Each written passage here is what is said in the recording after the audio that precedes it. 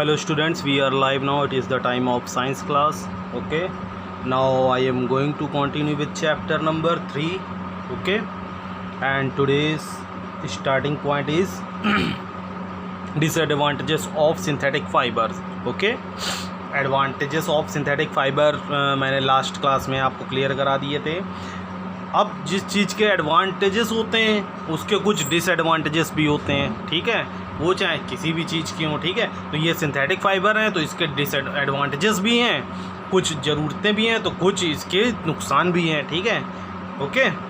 So disadvantages of synthetic fibre melt before burning. Okay, सबसे बड़ा disadvantage इसका ये है कि सिंथेटिक फाइबर को जैसे ही बर्न कराएंगे तो वो जैसे प्लास्टिक मेल्ट होती है. ठीक है, इसीलिए फाइबर्स बोले जाते हैं. तो वो बिल्कुल एकदम मेल्ट हो जाते हैं. Synthetic fibre are generally hydrophobic. Okay, synthetic fibres जो होते हैं जनरली क्या होते हैं, हाइड्रोफोबिक्स होते हैं. That is they repel moisture. Okay, hydrophobics means ही होता है जो रिपेल, जो मॉइस्चर है उसको क्या करें, रिपेल करें. ओके, मीन्स जो सोकिंग वाटर्स जो मॉइस्चर्स होता है वो कम होता है. ठीक है, जो मतलब वाटर को एब्जॉर्ब करना हो जो होता है. रिपेल मॉइस्चर मीन्स होता क्या है, ड्रॉपलेट्स ऑफ वाटर ना, जो ड्रॉपलेट्स ऑफ वाटर को क्या करें, रिपेल करें. ओके, और स्वेट. ठीक है, मतलब जो ये स्वेट पसीना जो होता है हमारा और जो मॉइस्चर होता है उसको क्या करता है, रिपेल करता है, सोखता नहीं है. इसीलिए गर्मी में क्या होता है, सिंथेटिक फाइबर्स आदमी ज़्यादा पसंद नहीं करता है. ओके, क्योंकि ये जो स्वेट्स होते हैं हमारा, पसीना जो होता है ये बहता रहता है बॉडी में, इसको सोख नहीं कर पाता ये सिंथेटिक क्लॉथ. ठीक है, and do not absorb it. वही बात आ गई ना, वही तो मैं उतनी देर समझाने की कोशिश कर रहा था. दे do not allow enough circulations of air. ठीक है, और जब एब्जॉर्प्शंस ऑफ मॉइस्चर नहीं होगा, ठीक है, तो एयर का पास होने का कोई सवाल ही नहीं है. ठीक है, दे do not allow enough circulations of air. इसको पहनने के बाद जो एयर का सर्कुलेशंस होता है वो नहीं हो पाता है. ठीक है, either. Okay, hands clothes made of synthetic fibre are not comfortable to wear. इसलिए जो क्लोथ्स होते हैं सिंथेटिक फाइबर्स के बने हुए are not comfortable to wear. Okay, पहनने में ज़्यादा कंफर्टेबल फील नहीं होता है. ठीक है, as they do not allow sweat to evaporate easily. और ना ही उसमें ये जो हमारा पसीना होता है उसको इवेपोरेट ईजिली कर पाता है. ओके, मतलब भाई जब पसीना सूखेगा तभी तो इवेपोरेट करेगा ना क्लोथ. ठीक है, तो जब स्वेट जो है वो एब्जॉर्ब ही नहीं करेगा क्लोथ तो इवेपोरेशन का कोई क्वेश्चन ही नहीं है. ठीक है, so they do not allow sweat to evaporate easily. Okay, some electrical charge accumulate on synthetic fiber. Okay, कुछ इलेक्ट्रिकल चार्ज भी एक्यूमुलेट मतलब सिंथेटिक फाइबर्स पे होता है, due to which they cling together as well as to skin. जैसे जैसे ये skin से रब करेंगे या फिसलते हैं तो इसमें एक इलेक्ट्रिक चार्ज क्या हो जाएगा, एक्यूमुलेट पैदा हो जाता है. ठीक है, एक्यूमुलेट मतलब आ जाता है. ठीक है, ओके. तो तीनों डिसएडवांटेजेस आई थिंक सभी को समझ में आ गए होंगे. एक्टिविटी है to find out which materials show more water. Okay, so ठीक है, एक्सरसाइज ज़्यादा अच्छी तो मुझे नहीं लगी पढ़ने में. ओके, मिक्स्ड फाइबर्स में आते हैं.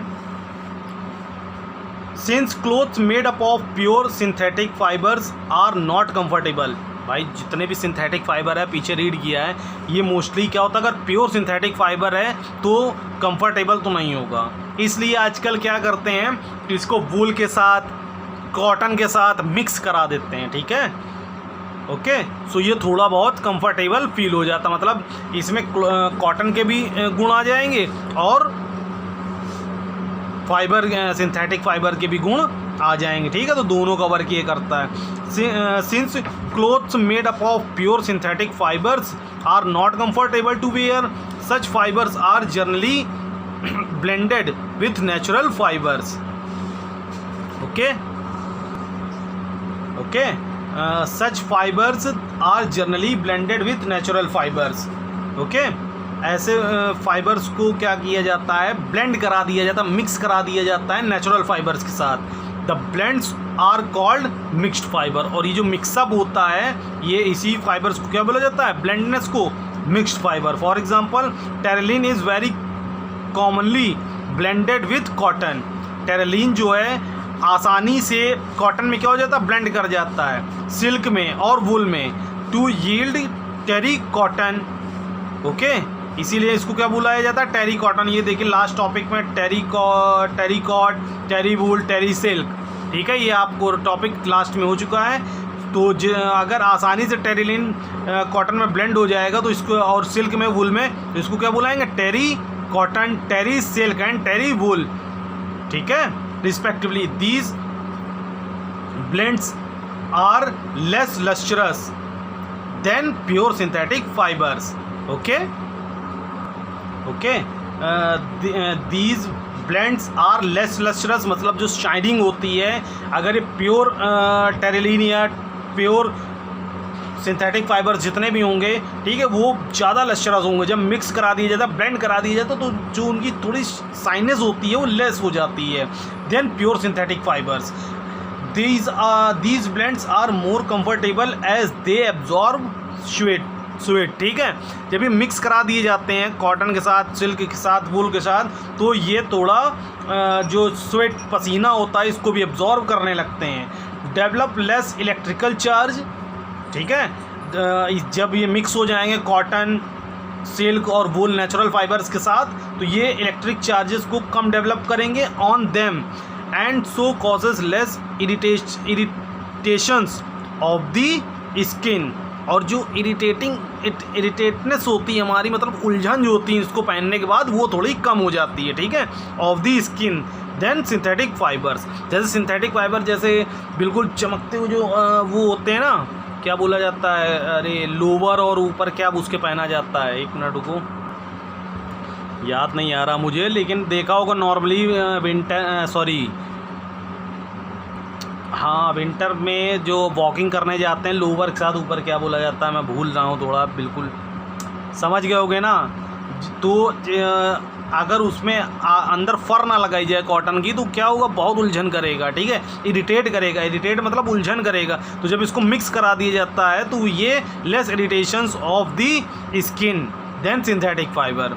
ठीक है, सिंथेटिक फाइबर कंपेरिजन में ये जो ब्लेंड होते हैं फाइबर्स, ठीक है, तो ये थोड़ा कम इरिटेट करते हैं बॉडी को.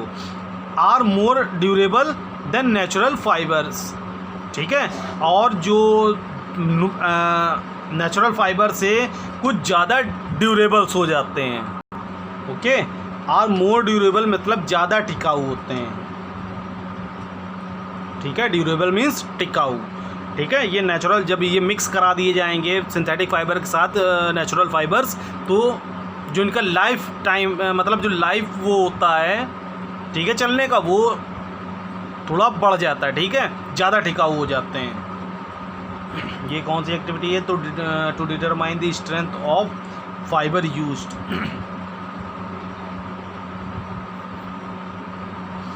ये अच्छी है एक्टिविटी, इसको कर लीजिएगा. ओके, इसको कॉपी में कर लीजिएगा. To determine the strength of fibre used. Okay,